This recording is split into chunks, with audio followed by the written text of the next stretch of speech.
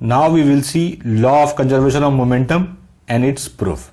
Statement है when two or more bodies act upon one another, their total momentum remains constant or conserved provided no external force are acting.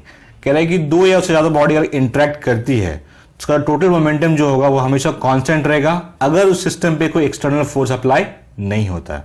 अब इसको हम derive करेंगे. मैं suppose करता हूं ये कोई बॉडी है A, ठीक है, इसकी मास है m1 और ये u1 वेलोसिटी से ट्रेवल कर रही है.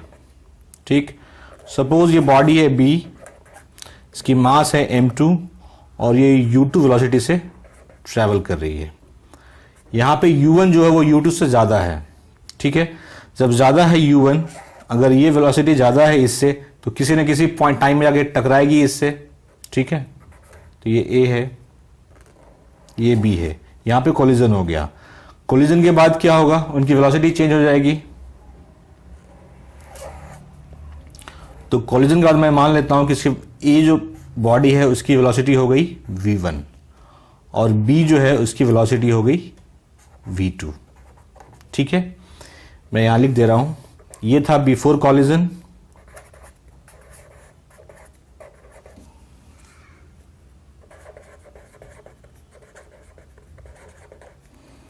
ये था कॉलिजन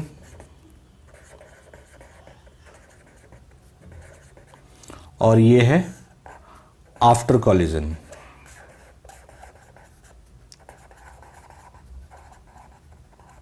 ठीक है, तो हमें प्रूफ करना है m1u1 plus m2u2 equals to m1v1 plus m2v2. मतलब कि जो पहले मोमेंटम था वही बाद में मोमेंटम है. अब हमने यहां पे जो जो चीज किया है उसको मैं एज्यूम करूंगा. Suppose two bodies A and B having masses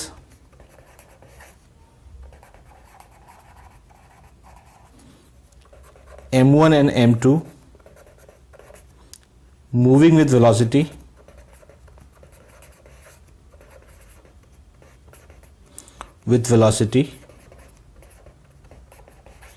u1 and u2 in which u1 जो है वो u2 से ज्यादा है. तो अब हम लोग यहां पे जो कोलिजन वाला सेक्शन है यहां पे हम न्यूटन्स थर्ड लॉ अप्लाई करके इसको डिराइव करेंगे. अब यहां समझ लीजिए आप, ये दोनों बॉडी इंटरेक्ट हो रही है तो बॉडी A जो बॉडी B पे फोर्स लगाएगी वही force body B body A पे लगाएगी according to Newton's third law.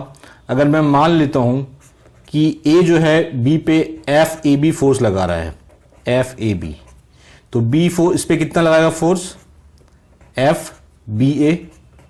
ठीक है, तो दोनों की मैग्नीट्यूड क्या होगी, इक्वल, लेकिन डायरेक्शन क्या होंगे, डिफरेंट. तो लिखिए, suppose during collision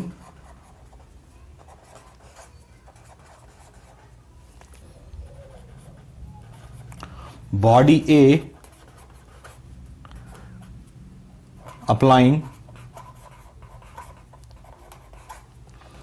FAB force on body B.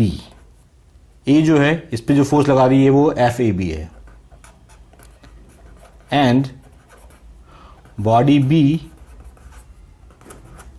applying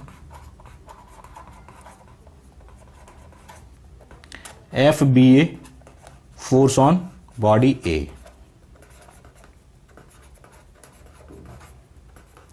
तो bye Newton's third law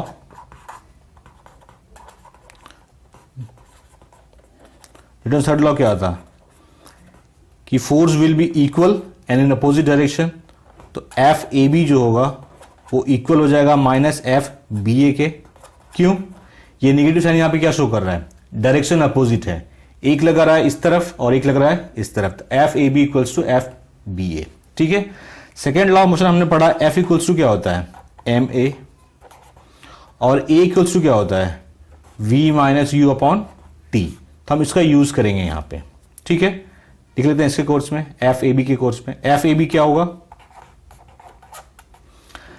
body A लगा रहा है बॉडी B पे, तो बॉडी की मास कितनी है m1 और इसकी फाइनल वेलोसिटी कितनी है v1 और इनिशियल क्या है u1 और टाइम क्या लगा है t। सिमिलरली हम निकालेंगे f ba,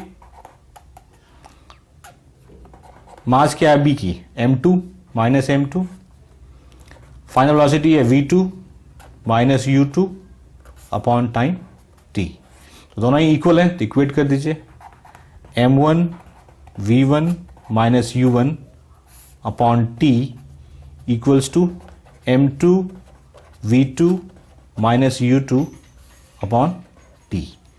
टी कैंसिल हो जाएंगे, अब मल्टीप्लाई कर लो, यहाँ पे ये माइनस है, सॉरी, ये क्या हो जाएगा m1 v1 minus m1 u1 equals to minus m2 v2 plus m2 u2।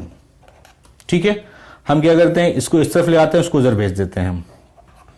तो m1 v1 plus m2 v2 equals to क्या होगा, ये जब हो जाएगा तो m1 u1 plus m2 u2। इसको रिवर्स कर दे रहा हूं मैं, इसको पहले लिख रहा हूं, उसको मैं बाद में लिख रहा हूं। तो m1 u1 plus m2 u2 equals to m1 v1 plus m2 v2। अब आप समझ लीजिए, ये मोमेंटम बिफोर कॉलिजन है, क्योंकि इनिशियली क्या हो रहा है, बिफोर कॉलिजन में मास m1 है, वेलोसिटी u1 है, तो m1 इंटू u1, b की मास m2 है प्लस वेलोसिटी u2 है, तो m2 u2, m1 u1 plus m2 u2। After collision m1 v1 plus m2 v2 means total momentum before collision equals total momentum after collision, और ये derive करना था हमें। Can say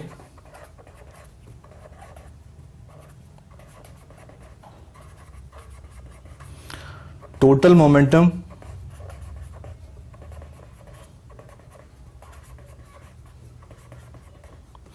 before collision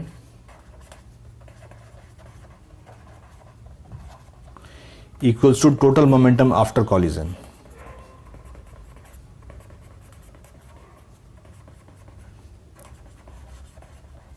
और यही था आपका law of conservation of momentum.